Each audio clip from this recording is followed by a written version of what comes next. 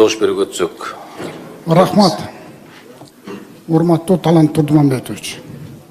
Мен бу Кожоек Жайшыбековичтин сөзүнө жооп катары сиз бир түшүндүрмөгө киргизип койсом, мен досум Кожоек Жайшыбекович мага таарынбайт деп ойлойм. Биз ак үйдө өрттөгөндөрдү издеп, ошолорду жазалайлы деп атабыз. Алар көчөдөгү балдар. Алар эчтекеси жок балдар. Ошолорго эмне себеп болду эле? Ошо себепчи болгон нерселер кимдер экенин биз баарыбыз билебиз да. Алар 3 партия. Кыргызстан партиясы Талант Турдумамбетович баратат. Мекеним Кыргызстан партиясы и Биримдик партиясы.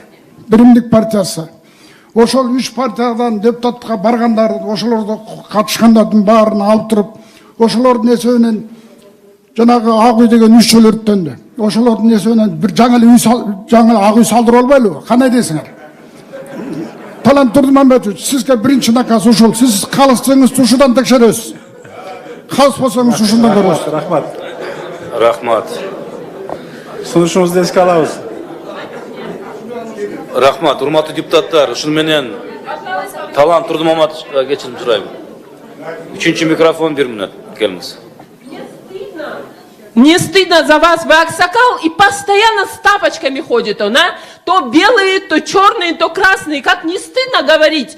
Вы просто вот, я не знаю, мне, например, не стыдно то, что я в Беремдыке была.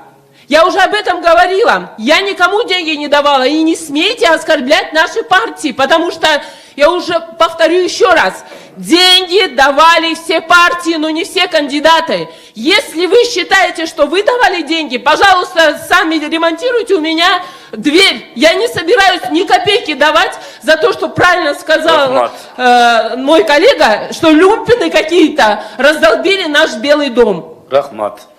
Урматтуу депутаттар, добуш берүүгө рахмат. Талант Турдумамбетович, орун ала берсеңиз болот. Урматтуу депутаттар, азыр Борбордук шайлоо комиссиясынын мүчөлүгүнө кетип аткан талапкерди дагы